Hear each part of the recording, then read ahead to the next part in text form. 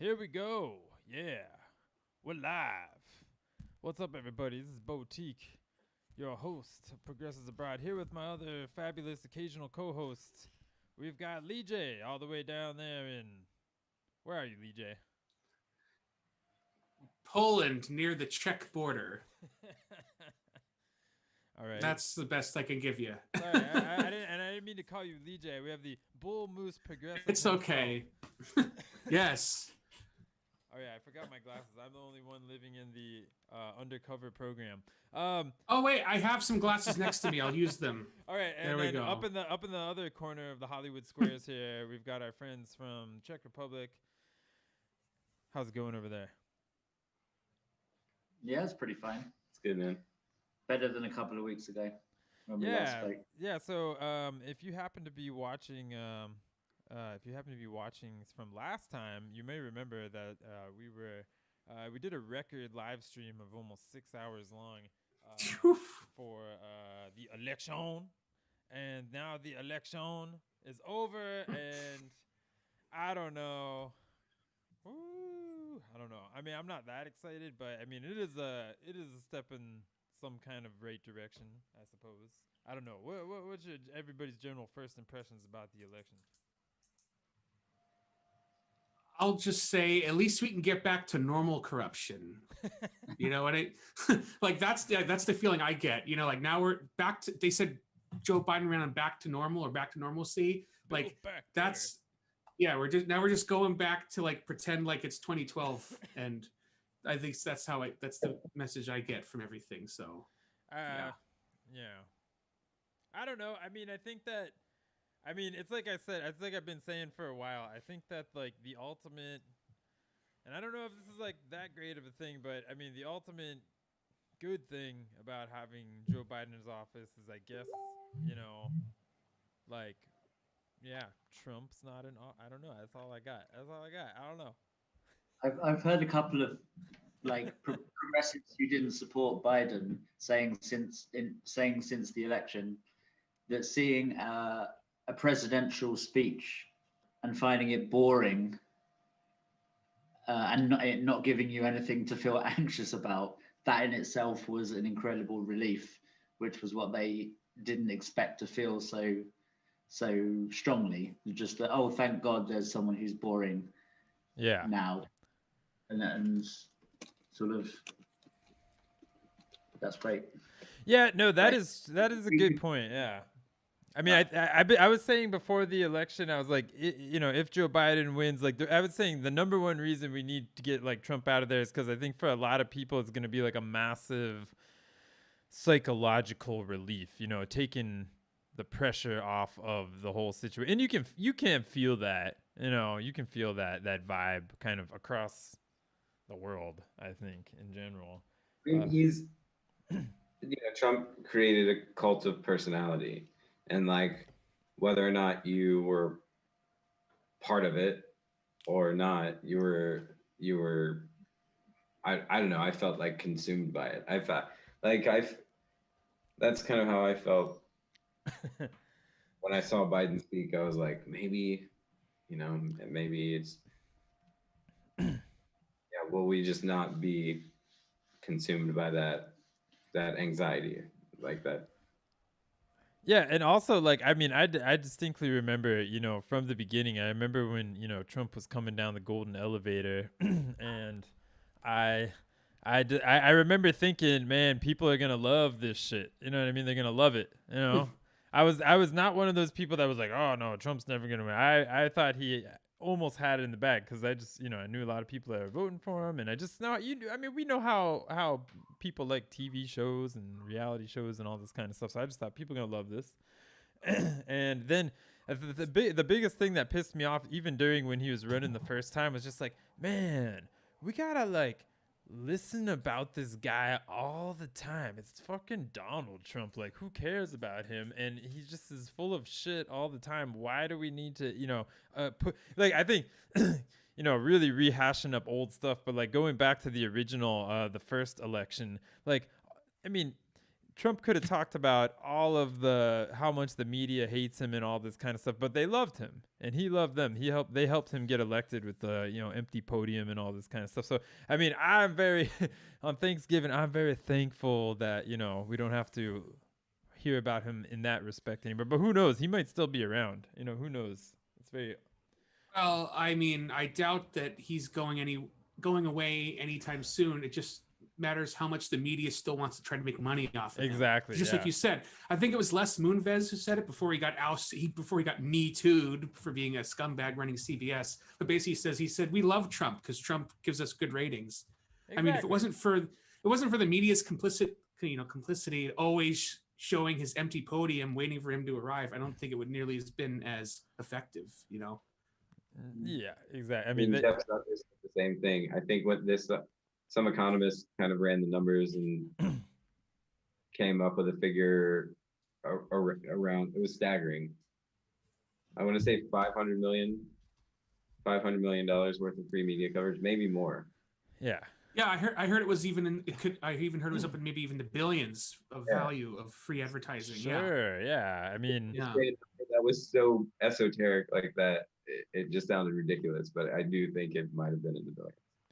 Totally. About 5 was good. Good guess. a good starting point that people didn't think that was ridiculous. Yeah, so I mean, it's a very beat up issue, but I think it's still important to remind everybody, even at this late, because we always got to review our history, and I know we're all a bunch of history people around here. I mean, that was part of the formula that got him elected. The media loved him. They loved him, and they will always love him as long as they can make money off of him. So, and now I heard actually now there's like all the word on the street, and I think this was the word on the street last time too, is that Trump's like probably gonna start some kind of media company out of this. Yeah, and I heard he also wants to go to war with Fox News because even he feels like they betrayed him for accepting reality. So he wants to make like a completely like North Korea style Trump TV network, basically. That will be, I mean, going like that media war with Fox News could get interesting. Fox News were actually one of my surprises of the election. I didn't anticipate how quickly and like realistically they would accept the truth when not that many Republican or right-wing sources have thought independently. Fox News has always been a hate figure for me, but they actually did the business as a news agency on election night, which shocked me, frankly. Yeah, I mean, I can now think of some sort of reasons why in terms of triangulation, but like I don't think one like meeting the minimum standards of journalism should in any way be right. Well, like Fox News accepted reality. Good for them. Yeah. Well, that's the thing. No, I mean it's worth noting. It amazed me that they met the minimum standards for a news channel. That's what I'm saying. I'm not going to be wearing a Fox News T-shirt or baseball cap anytime soon. But I was shocked that they ever did. Yeah, but I mean, isn't that funny? Because I mean, this is kind of like where we're at, anyways, right now with pretty much everything that's supposed to be official. Like, it's like Joe Biden. Like, I mean, come on. I mean, the guy really, he won an entire election without having to do anything, really. I mean, I know he just stayed in the basement. Yeah, I mean, the basement strategy paid off because the less he was in public, the less he could fail.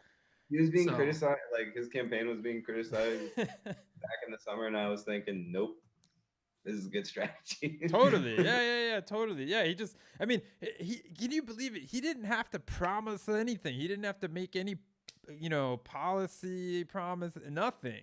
Nothing. And that's what's scary now is that, and now it's like we hope, and it's pretty sure that, it'll be, slightly better than what we had before. But I mean, we actually elected somebody that really, like, we have no idea what they want to do, really, for the most part. I think, to be honest, the best thing he could do, because I've kind of observed the same thing. The best thing he could do would be to use his kind of elder statesman. He's got like an ex-president vibe, even though he's the current or new president. Yeah. He should use that sort of status he's got as a really old person to just be a kind of placeholder president and get a lot of different people with different new ideas into all of the different cabinet posts and just and be the figurehead to allow other people to make the running with the reforms that need to be done. I think that's the best role he. Yeah, I mean that would be great. I mean yes, we got Progressives Abroad exclusive. I know somebody that knows somebody that worked with Biden up in the Ivory Tower somewhere. Let's just say that. Yeah. And what this guy was saying was, and he was saying this months ago. He said, rest assured, if Biden gets into office, he's like, I'm fairly comfortable he'll, staff decent people. Like, I don't know what that means. I mean, I don't believe it. And this is also, I think, decent neoliberal people, I'm sure, but well, that's the thing. Everything was so shit for the past 4 years, like just like ghouls, like Steve Mnuchin, Betsy DeVos, like Wilbur Ross, like just he's like even Scott Pruitt. People already forget, it was such a long time ago. The guy that like sued the EPA like 20 times or whatever to run the EPA. Like now we're back to normal, which is for better or for worse, like neoliberal normal, which at least isn't like batshit crazy or just like nihilism of government. Well, yeah, I mean, it's kind of how I see it. It's like it's interesting though, because I mean, I think at the end of the day, what was really dangerous about the Trump administration is that it was very like, you could feel it, like it was very culturally dangerous. You know what I mean? Like it was, propaganda nonstop, in your face, like very obvious, like pulling off the mask, like nasty, just making people freak out and all this kind of stuff, like really activating people. But I mean, now what we're entering into is kind of like we said, like the good old like neoliberal blah blah blah.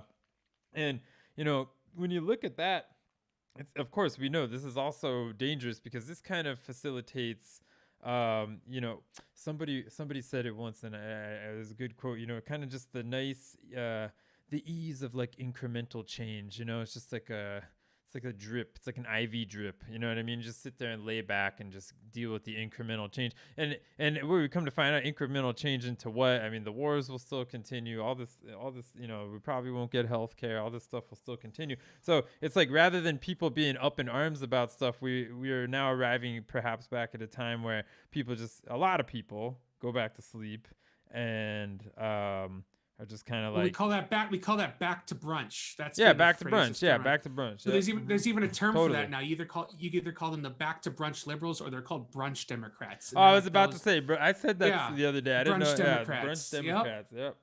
Yeah.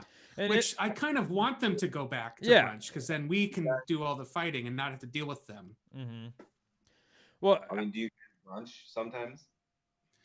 When's the last time I had brunch? An actual brunch it's been a while.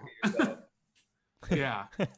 Oh, like my brunch. Oh, I'm a single guy living alone. My brunch is like leftover food combined together from previous meals. Yeah, I mean, don't we all do that? Yeah. There's no shame in that. No, but I mean, yeah, nothing wrong with actually eating brunch. But yeah, I mean, the point remains. It's like, oh God, I just don't want to think about it. I just don't want to think about it anymore. I just want to go to brunch. That's why I think the cabinet positions are like an interesting, like, again, right now we have the unknown, and in that we can project a lot of our hopes, and then in a few weeks probably be really disappointed. But Yeah. that's why I was thinking like that will signal like what he's going to do, and then also what'll happen while a lot of people are asleep. Yeah. Well, the way Yeah. the way I see it is the cabinet picks will decide whether the AOC squad and the progressives, whether they try to, work with him amicably or go to war with him. I think it really depends on the cabinet. Like if there's like zero progressives involved, then the squad's going to go to war. That's kind of how I see it. Yeah, I mean, I think this is a very interesting time too, because we're gonna see like, can the progressive insurgency gain more traction, or is it still just gonna kind of be like, whatever, dominated by neoliberals? Because, I mean, I don't know. At this point, I mean, I still wish we could have more parties in the running, Like, let's ask a direct question. Do you guys think Nancy Pelosi should be Speaker of the House again? Hells no. Okay, so there we go. For an example, like I was criticizing Trump before the election to my mom, trying to sway her from, I don't know how she voted, but she just misinterpreted everything I said as an endorsement of like the Democratic establishment. And I was like, no, I have so much venom left over for them. Probably more venom like than I have for Republicans, but the Democrats aren't in power right now. So I will criticize them when they are in power, not when they're out of power, because like, what's the point? But can you imagine voting Republican to get Democrats out of power? Can I imagine me doing that? At some point labels are going to mean nothing. I mean, they almost are at this point, like liberal, conservative, like these words don't mean anything. Like what the hell is Joe Manchin? Oh. Like he's technically he's a Democrat, but that's like, he's an insurgent too. Yeah. I think everyone's a bit starry-eyed in terms of what could be accomplished in 2 years with the Joe Biden presidency, because when he was vice president, they had 59 votes in the Senate, but one of them was Joe Manchin, and so like another, and then they had to pick off one Republican to get the ACA through, and like at best we're looking at a 50-50 split, which is unlikely based on. Well, that's what's so frustrating. I mean, I'm not counting on anything happening in Georgia because I've as we both know, Boutique, we both were in Florida during 2000 elections, so I just am very, very cynical by nature about American politics. And I mean, the fact that even after all these 4 years of basically garbage and bullshit, that it's still like 50-50 in the Senate. Like it should have been a wash. It should have been a wipeout in the Senate and the House. And now we have to count on, like, maybe we'll get these two people. But even I saw Joe Manchin giving an interview on Fox News, and he already said he's like, I'm not going to allow a tie. He basically said, I'm paraphrasing, but he's like, I'm going to vote against the Democrats every time to avoid a tie, so they don't push through their radical agenda. And he said that like on camera at the Capitol building on Fox News. So it's like, I mean, Joe Manchin may one day try and run for president somehow. Really? Ew, that's gross. Just thinking of that. No way. I don't know. Man. When we were, I did some volunteer work with mountaintop removal communities when he was the governor, and he changed the motto of the state from wild and wonderful to open for business. Open for business. And all the coal miners would be like, that Joe Manchin, he got bigger aspirations. And you're like, now he's senator. He was already governor. Where is he going to go after this? Secretary of State? No. You Hey, wouldn't be able man. to understand. Yeah, get him up in the cabinet, maybe. You never know. Get him Secretary of Energy.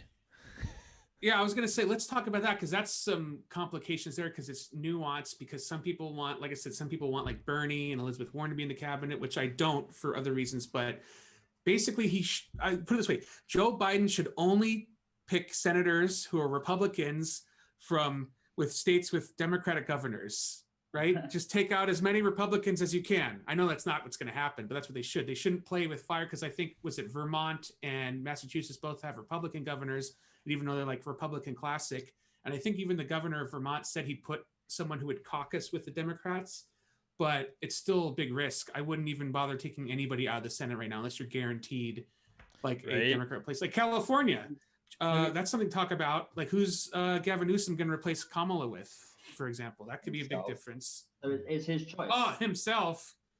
I mean, can you? I guess you can tell that'd be gross. I mean, I will offer my body to the U.S. Senate. Yeah, dude, he's like, what did you call him? Like, Gavin Newsom is like the rich kid you hate, and like he's like Adam Banks, right? But he's a Democrat. Like, you know, he wants to run for president. If you just look at him, he's just waiting.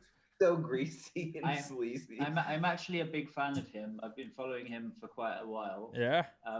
Since his like city days, he's always been like quite a bold radical in the stuff that he's championed and all this kind of stuff. And I think I started following him when he was still in San Francisco, and now he's governor. And I just wish he didn't look so slimy. He looks like a generic sleazebag politician. Yeah, and I liked him a lot. I lived in. But I have a lot of respect for him. Actually. He also just got busted at the French Laundry with like and his excuse was like it was the birthday party of like the slimiest lobbyist. What's the French? In California. The French Laundry. That's the problem. You know, I lived in exclusive restaurants in the world in a state ravaged by COVID. That's being locked down, and he goes to a party. Just more hypocrisy. Three Michelin star restaurant with a lobby. Really? But again, but that's just typical sleazebag politician stuff. What bothered me, and again, I lived in California for a long time. I was a fan of Newsom for a while. But again, to me, it's always policy. What really bummed me out is that he vetoed ranked choice voting in California. That was a dick move. That was a dick move, man. You know, because that's more the stuff that we need if we really want to make our country more functional. These are my jazz hands for totally agreeing in a consensus meeting. Yes. Okay. Rap hands. That's what I call it.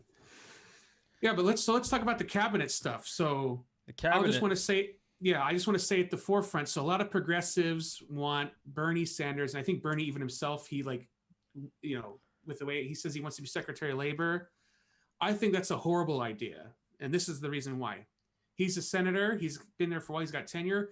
Put it this way, as we learned from the Trump administration, being a cabinet member means dick. If you could be fired at any day for any reason or no reason. Mm-hmm. So to me, because I'm a cynical bastard when it comes to this stuff, that would just be a great way of killing Bernie's power at all. You appoint him to be make him labor secretary, keep him around for a couple, maybe even a few months, and then you're fired. Or just like make him retire. You know what I mean? Right. Like, and then his legacy is like, that's his legacy. It ends with that. He went out as the Secretary of Labor in the Biden administration. Yeah, stay in the Senate, dude. Please, if he ever hears, stay in the Senate. That's how I feel about it. That's why they should get Republican senators. Just hire them, and the Republican voters are like, "Oh, he's reaching across the aisle." Yeah. 6 months. Yeah, like I said, hire as many Republican senators from states with like Democrat governors as you want, Joe. Like, fill up your cabinet full of them. I'd be fine with that. It's basically how it's gonna be, anyways. He should get Joe Manchin in there. Seriously, make Joe Manchin, Secretary of Energy. West Virginia is going to elect a Democrat other than Joe Manchin. The only reason Joe Manchin won is because he was governor. And he's what? So that's a good question. Why is he still technically a Democrat then? Because West Virginia is all sorts of backwards, man. Like he, you know, like I also don't. On your ballots, was Don Blankenship on your ballots? No, but I know he's like some crazy guy from Former Kentucky, CEO, right, or something like that. Yeah. On my presidential ballot for some reason. Like West Virginia is a really strange state. I don't know what else. It's beautiful. I love it. I love people from West Virginia. Mm-hmm. Had a lot of great times there, but it's like I think it's a very nuanced state when it comes to the terms Democrat and Republican, because then you have like coal basically that just clean coal owns everything and influences everything, and yeah, then you have Charleston. It's different. But what were you all talking about? Specific cabinet position? No, just about Well, we Bernie. could talk about that because we could say We were working on getting Bernie off the table first. Yeah, I think it's a bad idea. Okay, but the thing is, I don't. They won't let him in. It's not going to happen anyways because the whoever the donors won't let him be there anyways. So it's not even worth talking about. Hasn't he come out and said he'd take labor secretary? That's like what. At least from what I've seen, he was very vague about it. He was like, whatever I can do to help Joe, and whatever that means. So I don't think he specifically said I want to be labor secretary, but he'll do it fast. He can kind of say whatever he wants right now. Yeah. I mean, Joe, you also have to consider that the there might be a lot of horse trading here. So Bernie would be like the bargaining chip for getting the rest of the cabinet Joe Biden actually wants, because Mitch McConnell is literally the worst person in the world. Yeah, but that's what I mean. You think Mitch McConnell's even going to let Bernie Sanders be labor secretary? You think Mitch McConnell would give up a chance to get Bernie Sanders out of the Senate? That's the whole thing. It's how many levels of cynicism do we go till we get to the truth? You know what I mean? I mean, who knows? Mitch McConnell won't let a single Republican leave, but would consider it if it meant getting rid of Bernie. But then, it's it's a Pyrrhic victory. I mean, I think how much in reality, how much time does Bernie have left in politics anyways? I mean, is he going to really sit around and be a dinosaur? He's going to be like a Dianne Dude, he will be Feinstein? like I said, if he doesn't join the cabinet, that's the thing. That's why he never got it.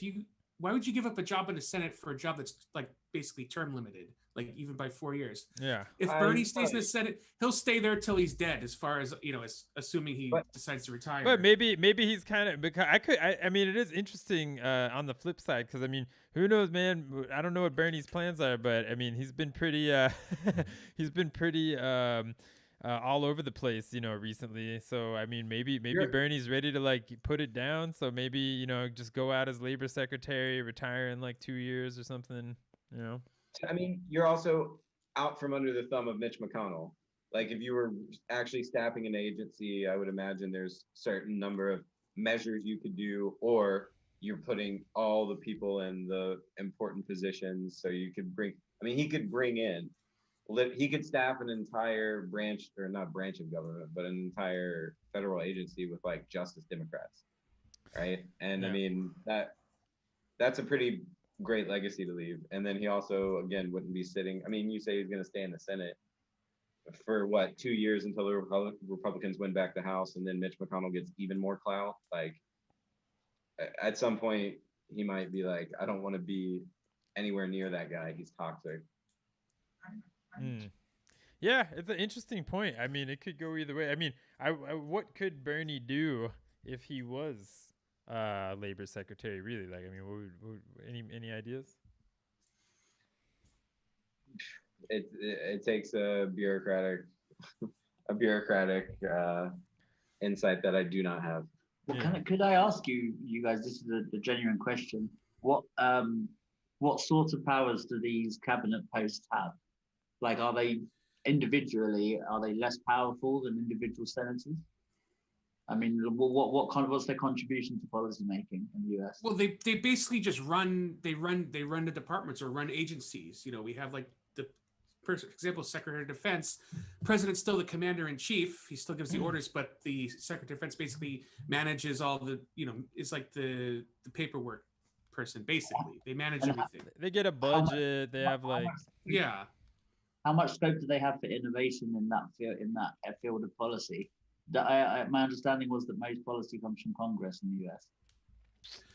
Well, that's the thing. There's it's really simple. Congress, like I said, just makes the laws, but there's a lot of leeway the executive branch has in implementing them. That's what you hear you always hear Trump repeals regulation from Obama era. It's that kind of thing. There's a lot of leeway that the executive branch has in implementing certain laws or policies. We're going to interpret it this way, and we're going to do it this way. So Congress can say one thing, and the executive branch has a lot of leeway in how they actually implement things. Yeah, for example, I guess maybe you could think about it kind of in a way like a project manager.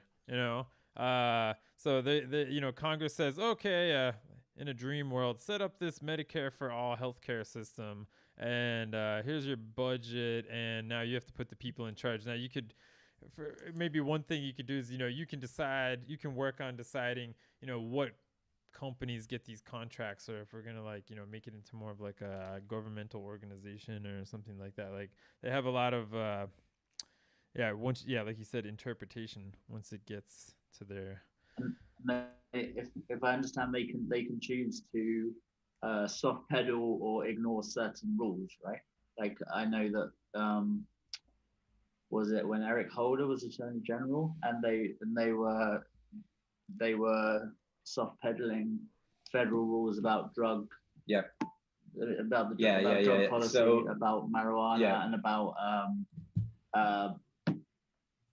federal banking rules for dealing with drugs. The DOJ is like that's a big one. I mean, that's like the question was big, right? Like what power does each do all the secretaries have, or all the cabinet positions? It's maybe easier to talk about the ones that have a lot of influence, and the DOJ, the Department of Justice, is like that was a really good example. So like for example, like federally, marijuana is still was a Schedule 1 drug, I think, and it's still, so it basically means it's legally still considered as bad as heroin. But during the Obama years, they basically said, look, if a state has legalized it, we're not going to bother raiding anybody or arresting them, because technically the FBI could go into California and just shut all that shit down if they wanted to, in a legal sense. Which they did during the Bush administration. And the LA City Council responded by giving medical marijuana patients grams of weed on the county courthouse steps because they were so angry at the overreach by the federal government. Right. So, I mean, I think there's a lot of states' rights, like a feeling about the sovereignty of states and progressive states as well. And that whole states' rights argument is used by both sides, I want to say, very disingenuously. It's like only states' rights that certain states want as their rights. You know what I mean? So like I support I at the end of the day, you support states' rights when it's things you agree with. Well, at the end of the day, both branches of government were acting within their authority. I just think it was a poor a misguided and poor use of resources by the federal government. Like why needlessly prosecute people when it's clearly not a problem? Well, that's a whole other conversation. They were acting within their remit, I suppose. Like if you like, well, or like in the example, like recent example of coronavirus. I mean, states' rights did not really work out very well. Trump was just able to basically dump all the responsibility off to the states and then let them decide kind of based on whatever they want to do. And this didn't work out. This did not work out very well.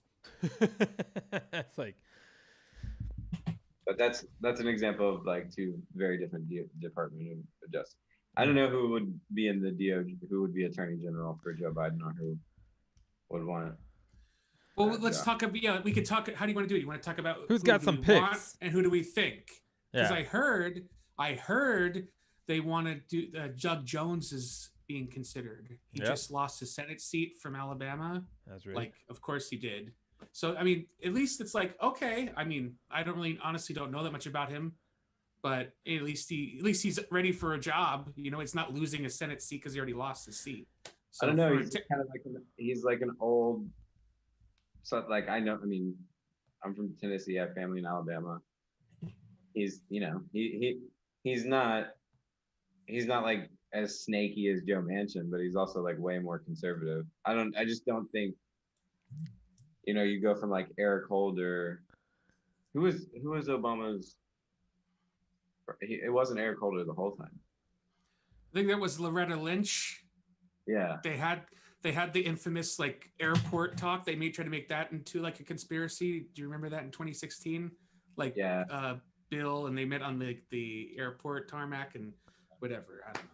But yeah, So, Those are bad optics. Okay, I have the Yeah. I have the list here now. Okay, so bring it up. I have What's the the list. deal? So okay, so what's the deal? different cabinet posts. Okay, should we let's see. Let's start off at the top. What was the list that Brian sent the other day? Secretary of State. Got any That's picks? just good. Yeah, international. Huh? Just like the international that I always pay attention to the Secretary of State just because I'm pretty sure that's who endorses my passport. Yeah, I mean, Yeah. Secretary of State is a very important person for particularly people like us progressives living abroad. So anybody who Yeah, because they can just decide to cancel our passports someday, like Edward Snowden. That's what happened to him. yeah, they deal a lot with all this Yeah. all this border control. You know. Yeah. Or I think so. Yeah. So any ideas, Secretary of State? Well, what's the list? Is that the list say who they want or who they think it's going to be? Susan Rice is the favorite for that at the moment. Oh yeah, but I still think. I mean, again, this sounds like. Remember, she was like the Benghazi woman that they tried to make a big stink about during Obama's time. So Well, that'd that's be a- very hard. I could see that very hard to get through the Senate if it's like a 50-50 split or even, but that's was who his Joe Biden might try. He was his ambassador to the UN. Who is it now? That was Or right. Who was it? Was she the head of NSA? Well, I know the UN ambassador was Nikki Haley, and she was for No, Trump. no, no, So, no, I meant for years, Obama years. Obama years. Oh, I'll look it up. Yeah, I don't know much about her, but it would make sense to me if he got loads of Obama years veterans, because he must know them already well. And Well, I think it was actually between Kamala and Susan Rice, where those are like the last two choices he had for VP. And my understanding is he actually has a good working relationship with her. So I'd be shocked if he didn't choose her for Secretary of State. Hmm. And what do you know about her, Lee J? Are you- She spoke at my university as a surrogate for Obama in 2000. Is she, In is she a good egg? Is she a good egg? I think she's a very tough negotiator. I think. I don't think she feels intimidated by. Okay, just for the record, it was Susan Rice for a while, and then it was Samantha Power was UN ambassador. So she might still be she might still be in the mix somewhere. Both of them, either of them. And I heard Pete Buttigieg for that role this time. No, Pete Buttigieg. Buttigieg. Pete Boo. Buttigieg is an attack dog. He could basically like play Jedi mind tricks on like One American News and Fox News and Trump News and just like pit them against each other from like the White House podium. I think So he's going to be press secretary. press secretary. I don't know if he'd take that job as press secretary, but like director of communications maybe. Yeah, well, I heard at least that they were considering him to be like U.S. trade representative or even Veterans Affairs. But I actually think, I mean, if he was to be anything, supposedly he's multilingual. So why not make him UN ambassador? That would make sense just for that, I would think, or Secretary of State. But I think Secretary of State would be probably for someone more, I guess, what's the word, legacy, like a Susan Rice type person. Yeah, I mean Susan Rice's experience at the United Nations. I mean, she was in some pretty high stakes negotiations with some pretty powerful people, and I think to be Secretary of State, you need like you need to be able to really sit down at any poker table and not be intimidated by the other players. Like, I don't think she would be. What did she move into? Did she leave the UN ambassadorship to move into being his national security advisor? Yeah. Yes, that's what happened. I mean, I think that alone, like, are those two those two postings make someone, uniquely qualified for Secretary of State. Mm. She knows a lot. She knows where the Like bodies are buried. she's literally the only person who we know would work at the NSA, because like no one else who works with the NSA is even allowed to say it. Like, so, I imagine that she's dealt with some pretty sensitive information. So All right. that's who we think. Who do we want? Edward Snowden. You mentioned him earlier, Paul. Edward Snowden for Secretary of State would be a fantastic Oh, result. okay. Yeah. I like fantasy picks. That sounds good. All right, what do we have? Who else we got? What about Secretary of the Interior? Any picks? So I've heard Deb Haaland for that. She's a Democratic representative from New Mexico, former Democratic Party chairwoman of New Mexico, and would be the first First Nations Native American to serve at such a senior level position. I don't exactly know her, like her of which group she's a part, but it's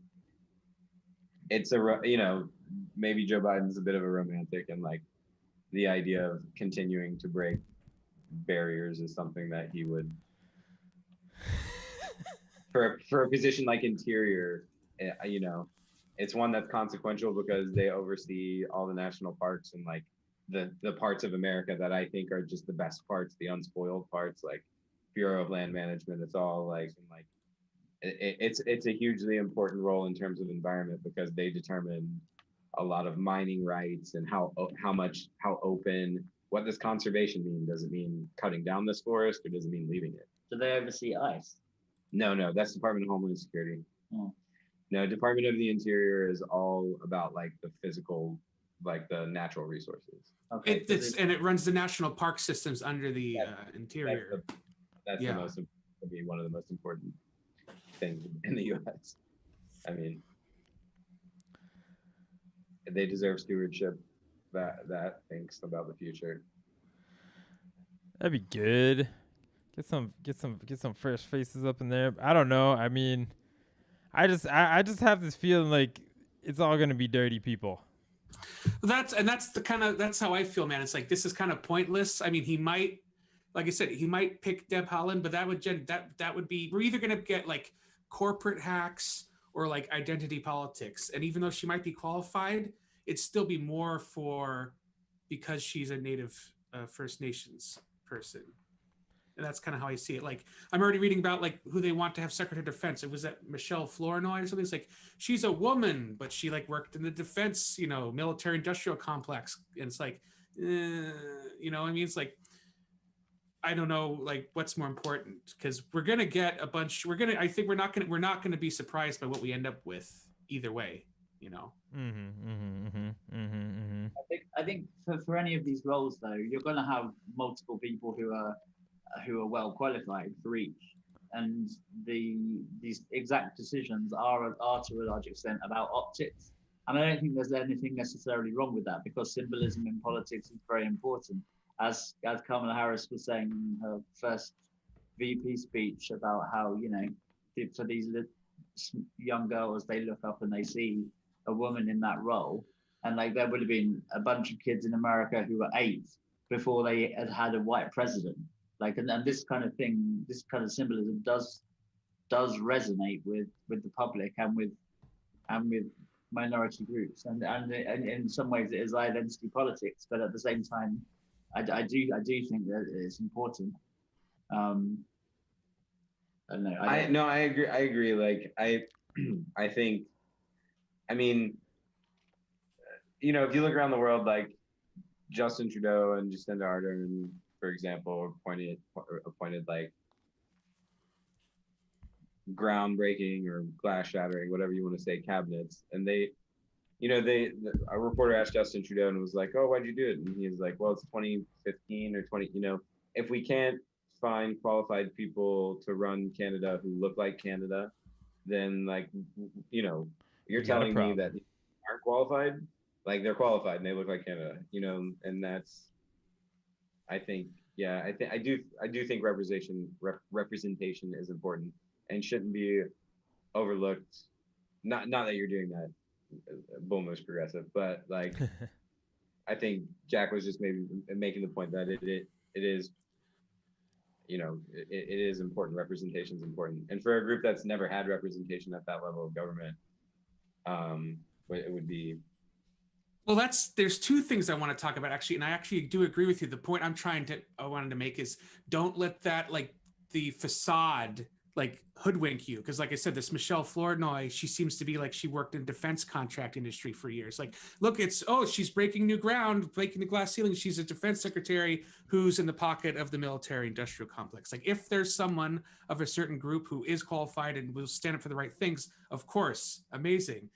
But if they're, if like I said, if you're gonna put someone up because they represent someone, but their policies or the track record is horrendous, I think it to me, it's always about policy first. And with that said, I actually want to bring it up. I didn't even know about this, and maybe you guys know. Did you know Herbert Hoover's vice president was actually Native American, or Really? at least partially Native American? Yeah, I'm pulling up right now. If you guys look it up, his name, and like I said, I just heard about this myself. His name was Charles Curtis. Charles And Curtis. he was vice president, first person of Native American ancestry to hold the office of vice president. He was born in the Kaw Nation of Kansas Territory, and Curtis was the first person with Native American ancestry with acknowledged non-European ancestry to reach either the highest offices of the federal executive branch. The reason I bring this up, and you can look into this if you want, but he basically ended up having they used that as like as a messaging thing, like, oh, he's Native American, look at this guy, but he implemented like horrible policies for the actual Native American community. And he actually, and I double check this, please, if I'm wrong, correct me, but supposedly he actually like helped legally make his actual tribe like non-existent as a legal entity. So it's like, there you have a Native American, but his track record and his actual policies implemented was horrendous. So that's the whole point I'm trying to make. Yeah, I mean, what we don't want is like a Trojan horse. You know what I mean? Like, and I mean, there's enough people in the United States where you can have representation at an administration that looks like the United States, and at the same time, people who are actually qualified to do good. That's all. And I feel like that's part of the neoliberalism problem in a nutshell, is they're always emphasizing, whether it's messaging or identity politics, because the more they push that angle, the less policy they have to implement. At least that's the way I see it. Like, look, we have, Black people, Asian people, look at all these different people, but ignore all of our horrible policies that are.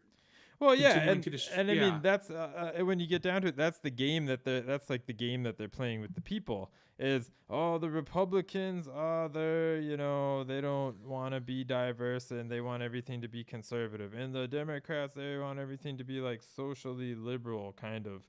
But and they they throw up these nice characters for us to look at. I mean, that's what the whole primary was. That's what the whole Democratic primary was to begin with.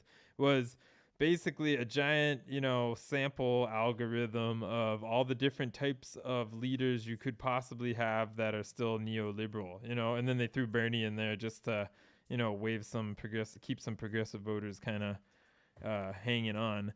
That's what we saw. We saw all these different flavors of the same shitty ice cream, basically. Yeah. Mm-hmm. I guess I'll sum it by saying, like I said, I would love for a, multiracial, multi-ethnic, make it as diverse as you want. I'm all for that. Just have good policy to back it up with, because I don't want. I think even Cornel West said, he said, show us, he said Democrats, like, show us more black faces, but show us the black faces with some integrity. And I think that's what I'm thinking of overall as whoever's in the cabinet. And again, I feel like we'll see, but it just seems like we're going to end up with a bunch of, corporatists, so to speak, in general. You really think so? I honestly do. I mean, like, let's just look at it. So that's why if you get into the nitty gritty, like what posts or positions would signal to you that okay, maybe maybe there are people. Well, let's put it this way: can we have a Secretary of Defense, like literally the last one that Trump just fired, worked for Raytheon, right? Defense contractor. Can we have one Secretary of Defense who didn't just work for a company that we're giving money to as a military contractor, for example? Stuff like that. Yeah. Like there's just so much blatant money being thrown around in our face. Like when Dick Cheney was vice president and we had no bid contracts, billions of dollars going to Halliburton, just billions and billions of dollars, no questions, no asking, done deal. There you go. I'm just kind of sick of that kind of thing happening. Yes. Yeah. That's all. Yeah. I mean, yeah. And I mean, like, let's like I said, let's be real. Biden's going to be president, and like, let's talk. Like I said, I want to be proved wrong, but let's look at his past track record. I mean, everyone knows he got criticized for the crime bill, right? But more specifically, I don't know, did you guys ever, or Botik's still there? Do you guys ever have any student loans? Oh yeah. In college? So Joe Biden's bankruptcy bill in 2005.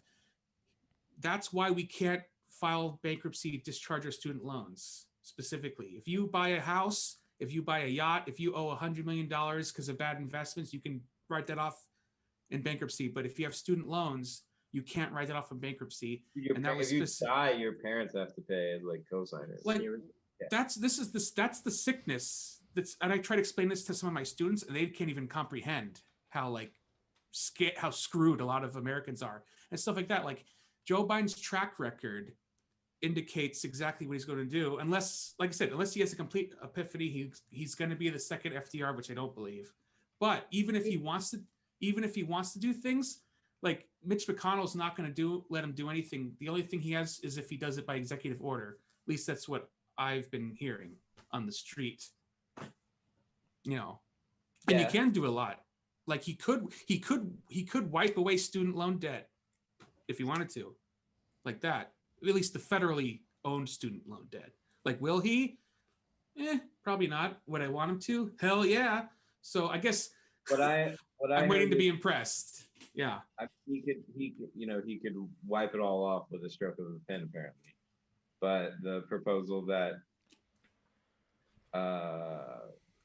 either he would sign an executive order of, or he wants to be part of a broader package, what he's willing to sign would be $10,000 a year per year, in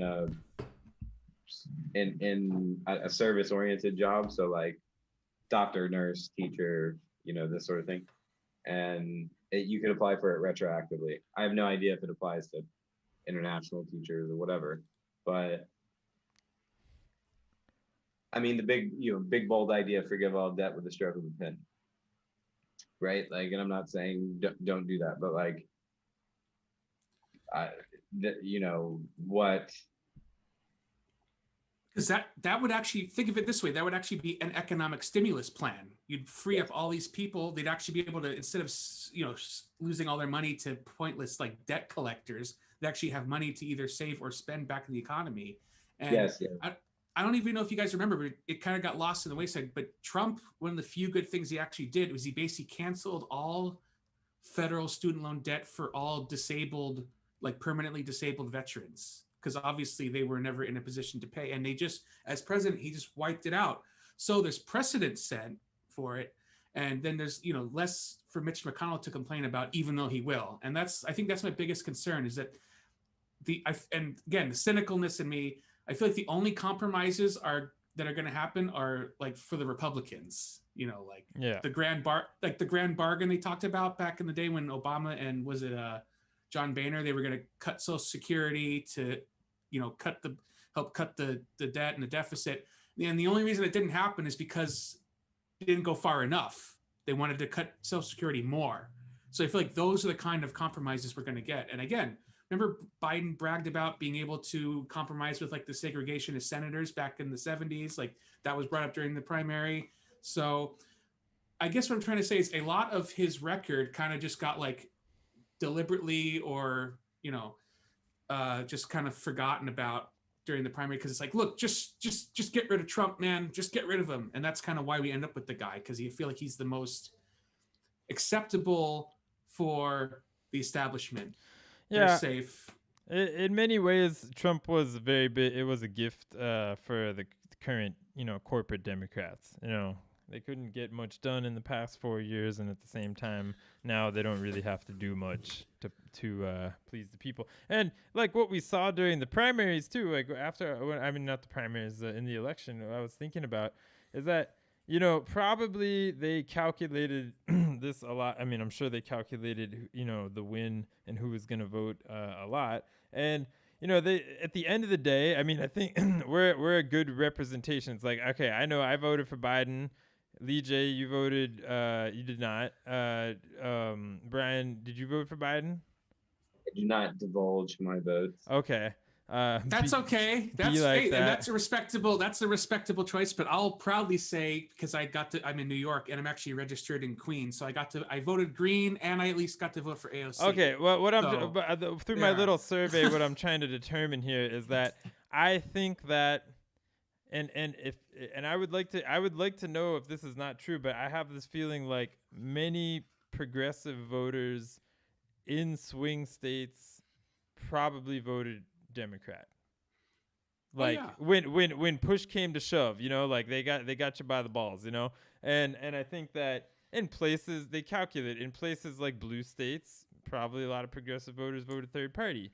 So at the end of the day, they realize like we don't really need to please anybody because we don't need to worry about those blue states. Those blue states going to go blue anyways, and then in the swing states we're going to get the votes, but we're probably going to lose anyways. In some way. Yeah.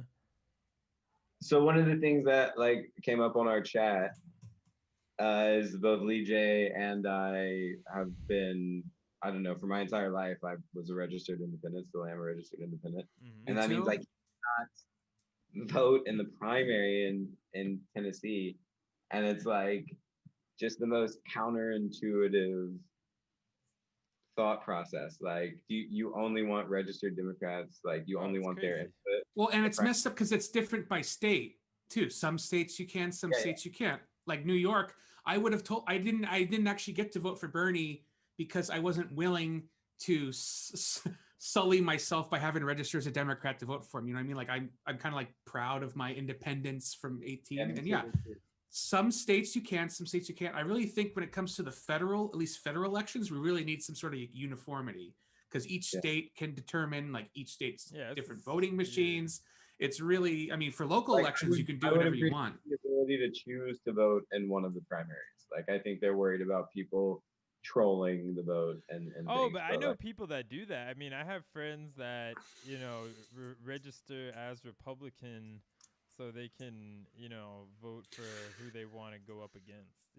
Well, I think that's really what that's the core of what I feel right now. Is I feel like that's the problem. Is our politics is just so cynical these days. Like that's the kind of shit that's going on right now. Like people are secretly registered as Democrats just to vote for like the worst one, and like just like the party who's in power doesn't want to be in power because it's easier to be out of power, complain, do nothing, and fundraise because the other party's so shit. I feel like, and that's kind of where we're at. Like even John Kasich kind of said the quiet part out loud. He even said, he's like, the best thing for Joe Biden is for the Senate to be Republican or almost Republican. Cause that means he won't even have the option to do anything progressive. Like that's where we're at. Like Nancy Pelosi's like, oh no, we lost the Senate. I guess we can't do anything. Oh, well, you know what I mean? Like I feel like that's where we're at as a country. And it's really sad to me, at least. That's how do you guys feel about it? Cause that's kind of how I see it. The cynical race to the bottom. It's such a, I mean, I don't even know. I mean, there's too much to say about that. I mean, we have this insanely, capitalistic system that's like pushing people to the brink of their minds and their abilities and their, physical and mental capabilities. I mean, how can we even trust that, in a lot of cases, good decisions are being made, I mean, I think that's my takeaway from the election you asked earlier is that America is more conservative than I thought. I never believed the polls showing Biden a 14th, the voting percentage of America, Lee J? I have no idea. But then there's also it's confusing, right? Because progressive ballot measures advanced, but then progressive candidates didn't, and people were clearly willing to split their ticket between Biden and the Senate, like in Maine and other places. And so, while I think that the solution to the woes of America are big progressive ideas, I question whether or not America is capable of wanting it because they don't understand it. See, here's the thing. I think it's the exact opposite, because if you actually look at the sorry, that just sounded very arrogant. Not me. I'm not saying people don't understand things, but it's like it is more conservative than I thought, or at least people think they're more conservative than they are. I think that's the point. I think people think they're more conservative because you actually break down the list. The Democrats running for the House who actually ran on Medicare for All or UBI or these progressive things, they won. And it was all the centrists that lost the seats. Like, was that Shalala? I think she's down in Florida. So it's the thing is that people, and just like Florida was a perfect example, it shows how strange it is that they voted for Trump, but they still voted for $15 minimum wage. So how I interpret that is that people actually want progressive policy, but the Democratic Party, for various reasons, is so toxic or sick to them that they can't vote for a Democrat, but they want progressive policies. And that's kind of, yeah. Is it a better idea to just go after ballot measures then? I no, 100%. Like, if you put progressive ballot measures in every state, I think you'd actually get more voter turnout and more Democrats. Actually, can we talk about what happened in Oregon? Because I've been following drug policy reform in different countries for a number of years. It's one of my sort of key passion areas when it comes to politics. And what they passed in Oregon, decriminalizing possession of all drugs. Like, there's only a couple of countries in the world which have that, and this is not like legalizing marijuana where you can tell middle class people that all the money is going to go into the schools. This is like a ballot initiative of genuine, compassion and understanding that drug users are not a different category of people, and it's a level of sophistication of minds that I was very surprised to see passing a ballot initiative.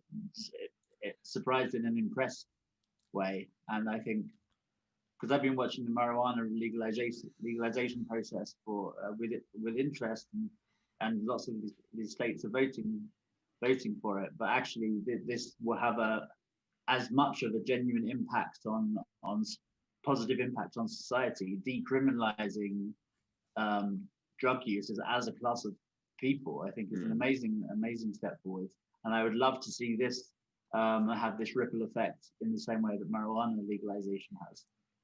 And if they start with this, I was going to say, yes, South Dakota, you think that is like a forgotten, like, super red state, and they voted for it, decriminalization of marijuana. So I really think it's a struggle between the culture war on one side and the actual policy on the other. And I think that's where things get funky, is we're fighting this culture war. Like, I can't vote for a Democrat the socialist but I would like that $15 minimum wage. I'd like to smoke some weed after coming home from work. It's this, that's the struggle. That's the struggle we have as Americans right now. It's the culture war versus the actual policy of people. And that's why, it's so blindly partisan. People will you give people a ballot, just all who's a Republican, check. Who's Democrat? Check. I'm done. And that's politics to some people is that binary, but it's clearly a lot more complicated. For most people at best, if you're voting. I mean, guys, imagine if we had, and this is something that we could always talk about, like what could or should happen going forward to make our country stronger. Like, clearly a lot of laws and even maybe amendments need to be done in the age of post-Trump, because it's like, well, it didn't say couldn't, so I did. So we have to do a lot of those laws. But put it this way, imagine if we had a national initiative, for example, that let's say every presidential election you could vote maybe like 3 to 5 things. And let's say you put weed on there, 70% probably would vote for that. I mean, that's not going to happen anytime soon, but just an example. And because that would change, that would like completely change the game if the people could directly vote on something at the federal level. And clearly that's never going to happen because the powers that we've never let it happen that way. But that'd be a game changer. And I want to make a point about that. It'd have to have like a high threshold, like 60, 70%, because I think that was part of the Brexit problem that got to me. That was like a 51 to 48%. Like, Let's make it non-binding. yeah, No. you really should. Yeah, it wasn't even binding. It's like, That's not, if it's non-binding, that's not a solution, because the people look at the result and then the politicians are not honest enough to give a reason why they would overcome. Like, if it's non-binding, then people just conclude, why did you have it at all then if it's non-binding? Like, Brexit was non-binding, but there was no way that the politicians could just disregard it. right. Like, And that's the whole point I'm trying to make, is it's something so important should have like a high threshold, at least like 60 or 70%, not this like, oh, like it's within the statistical range of error, you know? So that's, I mean, that's how I felt as far as an American viewing the whole Brexit thing. Like, something so important should have been such a squeaker election, you know? That's kind of how I saw it. In referenda, like, if you've got the right political culture for it, like in Switzerland, and I know the ballot initiative thing is quite entrenched, but if there was a national referendum, like the problem with referendums is that people can vote for really dumb shit. And that's not me saying, oh, sometimes people vote for things that I don't agree with. I'm saying that if, in a referendum campaign, the whole process can get polluted with all kinds of other stuff. Like, the Brexit referendum was a very broad question where no one, including myself, who cares more about politics than the average person, nobody was informed enough to make a decision on that. Like, the most searched for term on Google in the UK the day after the Brexit referendum was, what is the EU? Yes, that's right. It doesn't tell you everything you need to know. Like, Yeah, like, I mean, so, it's a ridiculous thing to like just have a gigantic vote on. I mean, it means so many different things to different people. And I mean, when I saw the Brexit vote, I mean, I have really nothing to do with the UK, but it was depressing just to watch that. And when I saw that vote, I was like, I don't know why, but I was just like, Trump's gonna win. I was just like, this is the way the world's going right now. You know, 16 was a hot mess. it was. Hey guys, I think I'm gonna have to wrap it up for today. I gotta roll. I'm having a little complications with my computer right now. The broadcasting system is like shutting down. No worries. No problem. Yeah, but I say we do this again real soon. Yeah, Yeah, we sounds have to good. see. Yeah, we have to find out if Trump's going to try to pardon himself or not. I think that's still up in the cards. So we'll have to wait and see. Hilarious. George, just send it right off. We can maybe touch base. Cool. Yeah, for Yeah, real. but- Yeah, just send in any topics you want to talk about. I think it's a good idea when we have a topic. It's good. We get something to circulate around and bullshit around. And I will hopefully my computer situation's a little better next time. All right, man. Thanks, Scott. Peace, homies. Yeah, good. Thanks for coming on, everybody. This is Progressives Abroad. Thanks to all of our fabulous listeners out there. And we'll take up the conversation again shortly. Ciao. All right, see you later, dudes. Peace, homies. Good talking. Thanks for coming out.